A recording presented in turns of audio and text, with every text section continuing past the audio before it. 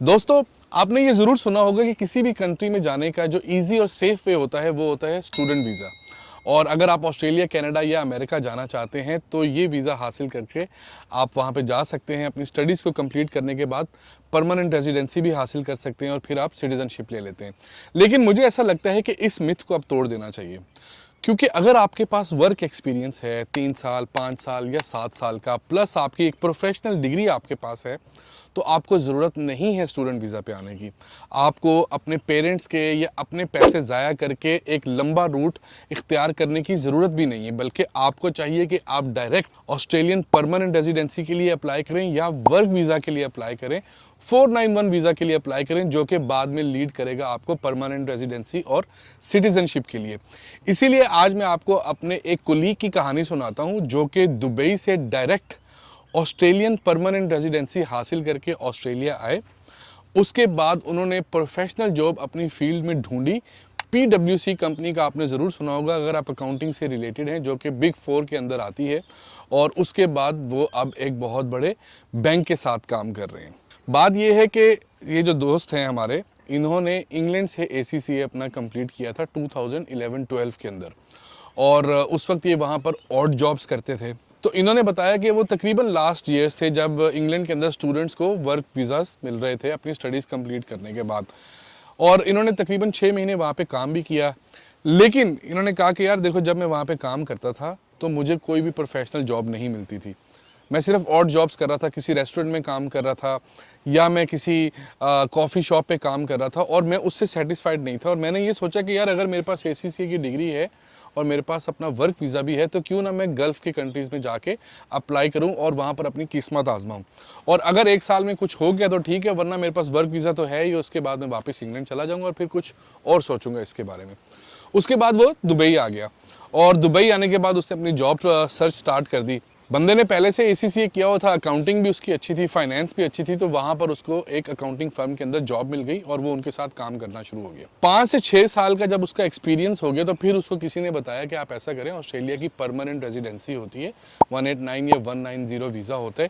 इनमें से जिस वीज़ा के लिए आप एलिजिबल हों, आप उस वीज़ा के लिए अप्लाई कर दें, क्योंकि आपकी डिग्री भी अकाउंटिंग के अंदर है। और अकाउंटिंग जो है वो स्किल्ड ऑक्यूपेशन लिस्ट, ये वो लिस्ट होती है जो ऑस्ट्रेलिया हर साल इसको अपडेट करता है, और जो प्रोफेशंस इसके अंदर होते हैं उसका मतलब ये होता है कि ऑस्ट्रेलिया के अंदर इन लोगों की अभी बहुत ज़्यादा ज़रूरत है, और उसके अंदर अकाउंटिंग उस वक्त मौजूद थी।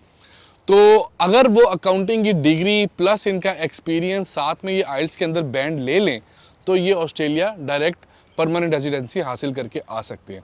उसके बाद इन्होंने अपनी आइल्स के ऊपर प्रिपरेशन स्टार्ट की, और आइल्स के अंदर 7 इंच बैंड लेने के बाद अपनी डिग्री को असेस करवाया ऑस्ट्रेलिया से, और साथ में अपने एक्सपीरियंस को असेस करवाया, और उसके बाद इन्होंने 189 वीज़ा के लिए अप्लाई कर दिया, और विद इन अ ईयर इनको वो वीज़ा मिल गया। और उसके बाद ये सिडनी आ गए।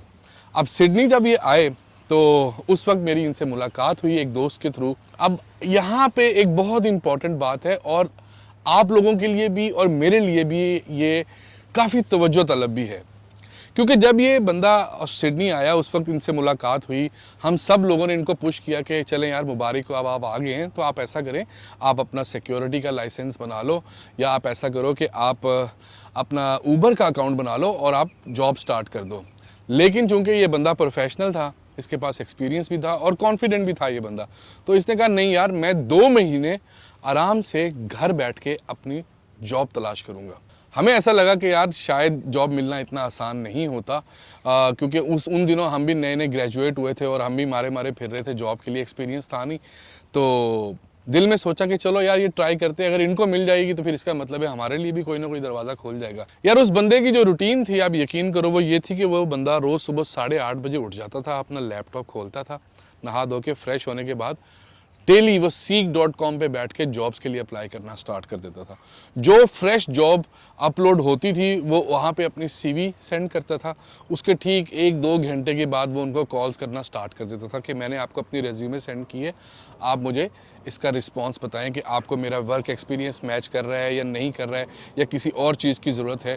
इस तरह वो डेली बंदा 9 to 5 बैठ के अपनी ये वाली जॉब करता था, और 5 बजे के बाद वो लैपटॉप बंद करता था, और उसके बाद वो कहता था चलो भाई अब मुझे सिडनी घुमाओ। ठीक 1 महीने के बाद उसको तकरीबन 3 कॉल्स आ चुकी थी और आप यकीन करें उन 3 में से उसने एक जॉब पिक करनी थी कि कौन सी जॉब उसको बेस्ट रहेगी और कहाँ पे वो अपना फर्दर फ्यूचर देख रहे हैं। उसके बाद उसने PwC को सिलेक्ट किया और वहाँ पर अपनी जॉब स्टार्ट कर दी। इसके बाद हमें एटलीस्ट ये नसीहत ज़रूर हो गई कि यार ये जो ऑड जॉब्स होती हैं इनको अगर साइड पे रख के अगर आप अपनी मेन प्रोफेशनल जॉब के ऊपर फोकस करें और जॉब ढूंढना स्टार्ट करें, अगर आपके पास एक्सपीरियंस भी है तो आपको जॉब 100% मिलती है। अब जितने भी मेरे दोस्त पाकिस्तान में, इंडिया में, नेपाल, बांग्लादेश या एमिरेट्स में बैठे हुए ये चीज़ें देख रहे हैं, तो आप भी ये तरीका ज़रूर अपना सकते हैं। वहाँ से बैठ के डायरेक्ट अप्लाई कर सकते हैं अपनी परमानेंट रेजिडेंसी के लिए या अपने वर्क वीज़ा के लिए, अगर आप अकाउंटिंग से रिलेटेड हैं या आपके पास इंजीनियरिंग की डिग्री है। स्टूडेंट वीज़ा एक लास्ट ऑप्शन होता है या उन लोगों के लिए होता है मेरे ख्याल से जिनके पास प्रोफेशनल एक्सपीरियंस नहीं होता या जो फ्रेश ग्रेजुएट्स होते हैं जिन्होंने FSC कंप्लीट की होती है और बैचलर्स के लिए आना चाह रहे होते हैं। उम्मीद है कि ये वीडियो आपको काफ़ी ज़्यादा फ़ायदा देगी, आपके लिए सोचने के लिए नए दरवाजे खोलेगी और इसमें से अगर आपके पास एक्सपीरियंस हुआ तो आप भी इस तरह ज़रूर कोई ना कोई तरीका सोचेंगे। अपना ढेर सारा ख्याल रखिएगा। Till that, thank you so much, piece.